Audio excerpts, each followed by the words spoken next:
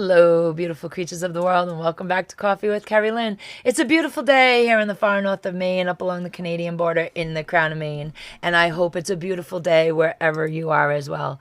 If you are joining me on YouTube or on Rumble, I do apologize for my appearance. I look like a Mack truck hit me, and right up until yesterday, that's exactly how I felt.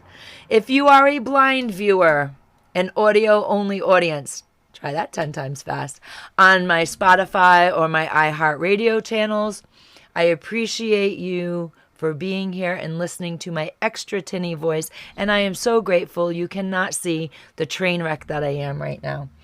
As my grandmother would say, Kerri-Lynn, you look like the wreck of the Hesperus. I look like something the cat dragged in. We have preschool grandchildren. We have a 4-year-old and a 3-year-old. And you don't really know at that age when children are sick.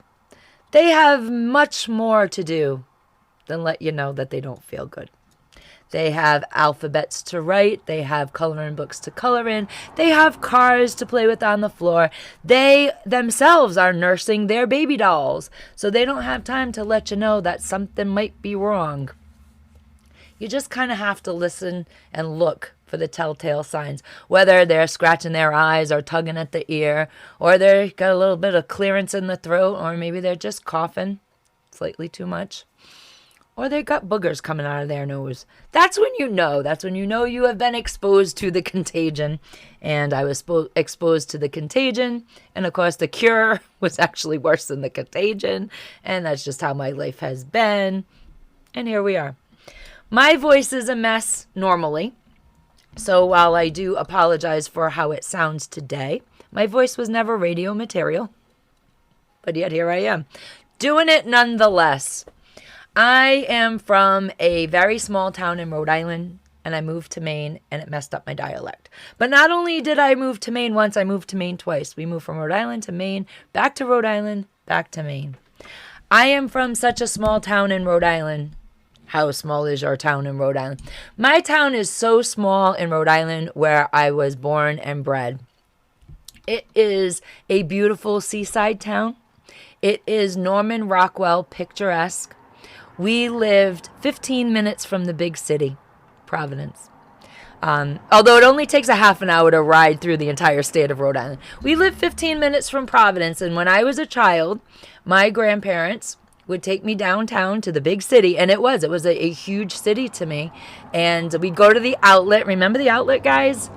We'd go to the outlet to do our shopping, and it was such culture shock. There were so many people. Everything was huge. Everything was hustle, bustle, active, and it was absolutely a fascinating thing to go to Providence, Rhode Island when I was a child, and then back home to the very tiny town that I lived in.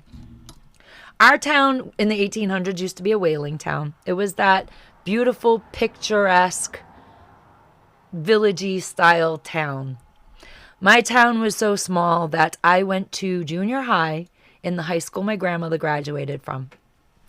I went to high school in the high school my dad graduated from. After I graduated 4 years later, they shut the high school down because there were no kids to attend high school. They had to make a regional high school because there was so few children. I think we graduated 65 in my class of 89.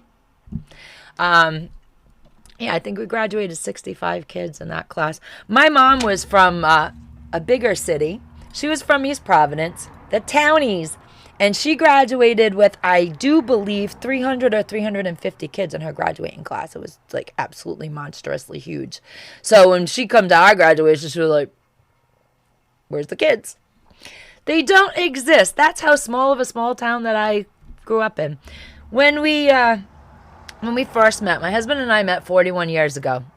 And his family moved from Maine when he was a kid to the town that I lived in. I lived upstairs. He lived downstairs. It was a little apartment house, cutesy little thing. And we grew up together. He was my high school sweetheart. We had babies. We got married in that order. And we decided that we wanted to raise the kids in Maine the way life should be. So we took our kids and we moved to Maine. And we stopped being self-employed. We were self-employed in Rhode Island. and we stopped being self-employed, and he got what my grandmother would call more secure work. I chuckle. So we moved to Central Maine, and he went to work at the mill where his family had worked at for many, many years. And then 10 years later, NAFTA happened. Look at that. We're not going to talk too much about NAFTA, but let me tell you, it was a lovely little town in Central Maine that we came from. We settled in, and there was a few hundred people that worked at the lumber mill, and the Canadians came in. They bought the mill strictly for the log procurement. The logs went to Maine, and we all went on the unemployment line. So back to self-employment, we moved back to Rhode Island with the children so that we could support our family. We were there for many, many, many, many, many, many years. And then after the kids grew up and mostly graduated high school, we moved back to Maine, way up here in the far north of Maine, along the Canadian border where the cold hurts my face. And here we are. So my accent is just an absolute mess. And people ask me all the time, where are you from? I says, where you think I'm from? They say, you're from Jersey. Nope, that was my grandmother. She was the original Jersey girl. And then they say, you got to be from New York. And I say, nope. And they say, where are you from? And I say, from Rhode Island. They go, nah. I go, yeah. They go, nah. I go, yeah. And that's how it works. I'm a mess. And it's even worse because living up along the Canadian border, many, many people speak French. So, as luck would have it, I know all the bad words in Italian, and I sound like an Italian because I grew up in the Italian section of my hometown. I know all the bad words in Portuguese because I grew up with the Portuguese community as well, and I sound like I'm Portuguese. My mother-in-law is Portuguese. And now I'm here on the border of Canada. They all speak French, and I know all the dirty words in French as well, but I sound like I'm Frenglish. And they all laugh at me. I don't pronounce anything right, and it's kind of a hoot. So that's where we're at. That's my voice, that's my accent, that's my story. I'm sticking to it. Life is on, baby. 2 weeks before Christmas, and oh my gosh, everything falls apart 2 weeks before Christmas, doesn't it? It does it every year, never fails. There's always something going on, and something you can't control, and the stress, and the financial burden, and I know things are breaking the bank. I hear from everybody, whether it's friends, my adult children raising children. Times are tough, and I absolutely 100% understand. And the holidays should not break your bank. It really shouldn't. People are struggling. They're struggling to pay the car, to pay the utilities. They're struggling to pay the rent or the mortgage, insurance, you name it. They're struggling with it. It's just the gas in the car is just absolutely atrocious. And here come the holidays. Surprise, surprise. So where do we pull from? Where do we get that extra money from? Well, from time in memoriam, ladies and gentlemen, women pull the extra money off the food table. It's just how it is. If you take from the bill department, robbing Peter to pay Paul, then you don't have a phone, do you? But if you take and scrape from the table and you scrape from your grocery bill, you could scrape $15, $20 extra dollars, which could be a Christmas present for someone. You'll go without, but, whatever. People have become accustomed to that because of the commercialization and the pressure of Christmas. And here on the homestead, we do not succumb to that pressure. We stock our pantry year-round. I grow my own protein and my own vegetables. We do buy from the grocery store quite often. And we make sure that we don't dip too low in anything in the pantry. It's always good to have a little extra. I do a lot of Christmas shopping on the clearance aisle in July. My kids make fun of me. Christmas in July. She's doing Christmas in July shopping again. But it works. Nobody knows if I got the gift on clearance for $2.50 in July or if I paid $15 in the middle of the Christmas season. The gift is the gift, and that is it. We take a lot of commercialization out of our holidays. We always have. It's always been a rule of mine that I put the spirit back into the holiday and we do not focus so much on the commercialization.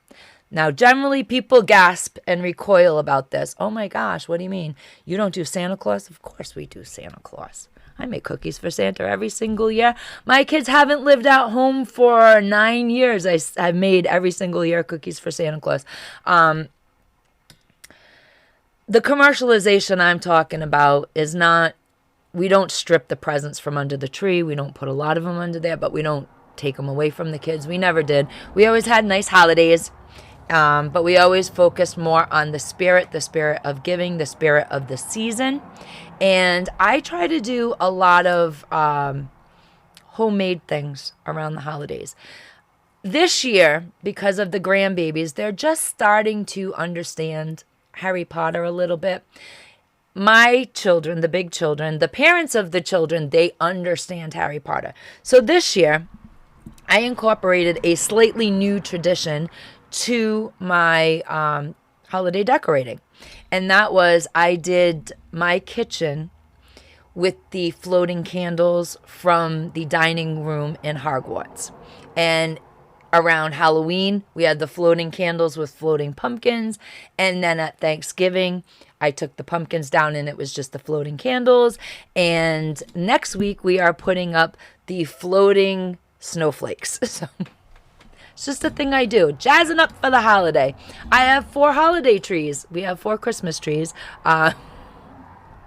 Overkill sometimes. We have the antique Christmas tree, which we decorate. Then we have the Christmas tree for the children that they decorate. And we do not move any of the decorations. We leave them right on the one branch that they all put it on. We have the Happy Witchmas tree.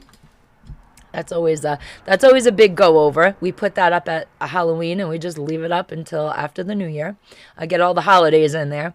And I have a festive little unicorn tree, which the babies absolutely adore. So that one's got to go up as well. Every room has a tree in it, and every tree has a different theme and a different expression. So that's part of what we do here on the homestead to incorporate holiday spirit. We have the children. They write letters to Santa Claus. I have a magic mailbox.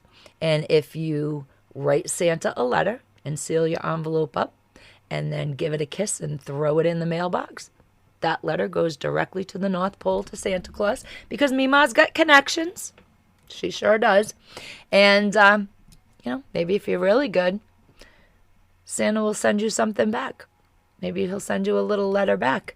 So that's another small, cost-effective thing that we do around here, around the homestead.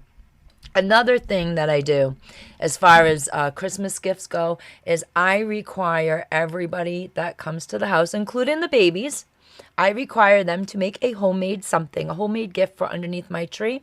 And we do a good old-fashioned Yankee swap on the homestead, and that is done with the handmade items. Of course, everybody wants Mima's good old-fashioned Yankee swap because it's usually a hat or a scarf or some mittens or something I've knit up. And that's what we swap. We do the big old-fashioned Yankee swap, and I don't care if it's just a drawing that I can put in a little frame that the kids did. That's some of the way that we take the sting out of the pocketbooks. And, everybody has a talent. Everybody has a talent, so you can do anything. You can draw something. You can paint something. You can knit something, crochet something. I don't care what you do. You can take rocks and glue them to a piece of paper, and that is good enough for our Yankee swap around here. So that's always fun. It's always fun to see the creativity and what people have come up with for our Yankee swap. And another thing that I like to do is when people start learning how to cook, I like giving them instant cookie jars. I take a mason jar, 16-ounce mason jar, and I fill it with all the dry ingredients of a chocolate chip cookie or a sugar cookie if they're allergic to chocolate. So that mason jar is full of the dry ingredients, and all they need to do is take that mason jar home, add butter, add a couple eggs, start the oven, preheat it to 350 degrees, scoop your cookie dough on there, and you got it licked. You got it licked. So we've inspired many young people, many of my nieces and nephews, my young cousins. I have inspired them to begin cooking for themselves with the cookie jars that I make them. They always go over good.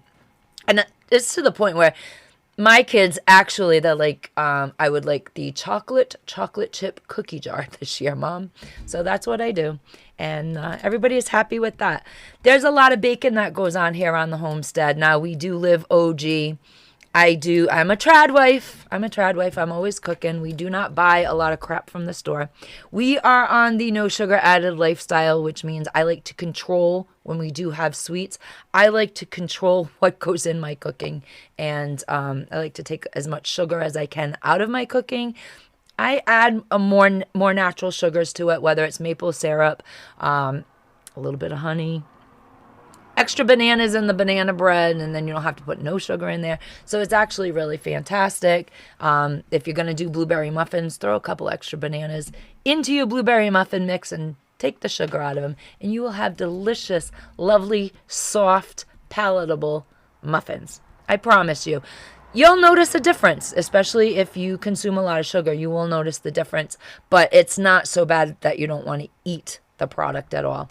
And because we do a lot of cooking around here, it's not a problem for me to whip up sugar cookies for Santa, where the kids take the dough, they cut the decoration out, they sprinkle all the little confections on it, and we throw it in the oven, and then we give them to Santa Claus and give Santa Claus some diabetes.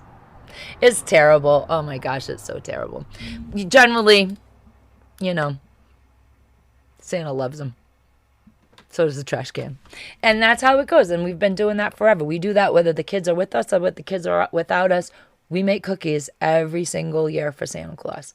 Another thing that we do with all the bacon that goes on here is I do a lot of apple stuff. We do apple pie. We do apple fritters. We do apple crisp. So we sit everybody down to have the apple peeling competition. You have to peel the longest peel off your apple consecutively without it breaking. Then what I do is I take the apple peels and some wire that we get from the $1.25 store, and I put the wire through the apple peels, and then we hang them next to the wood stove for them to dry. And while they're drying out, you have the lovely smell of apples in your house. It's like a little potpourri, We also like to take oranges.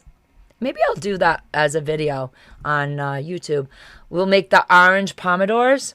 You take your oranges, you take whole cloves, and you put your cloves into the oranges, and you make little designs, and then you hang them with a ribbon.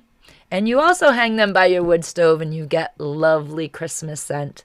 Or you can put them in a bowl on your table if you don't have a wood stove. And it's just a lovely Christmas scent as they dry out. We also do simmer pots for the stove to get that festive Christmas feeling. And we all sit around and we put whatever we want. Star anise. We put some orange peels. We put some cinnamon sticks in a pot of water and we stick it on the stove. Some people like bay leaves and some people like to put juniper in. Some people like to go out on my pine trees and they like to cut the branches a little bit and get some pine needles and come in and throw them in a pot of water and everything smells like Christmas. And those are just a few simple ways that you can really save on the holiday expense. You're together, you're as a family, you're doing all this, and you've got the Christmas spirit all around. This year, as with every year past, we're not big on the buying of the gifts. Everybody gets something that they want and something that they need. When I was a kid growing up, that's what it was. You got a couple toys that you wanted. I was a 70s kid. You got a couple toys that you wanted, but you were really, really happy with the new outfit, the new boots. You were happy with the new socks and underwears, and that was a big deal when I was a kid. That was more of a big deal to get the underoos than it was to get the actual Barbie doll that you wanted. And we kind of still do that around here. We focus on more so what people need as opposed to what people want. And that always goes well because it helps out my adult children. They can get a little more toys under the tree because they know that I'm going to do the actual boring clothing stuff that, that just doesn't thrill kids anymore. Some kids just aren't moved by the clothing like we were.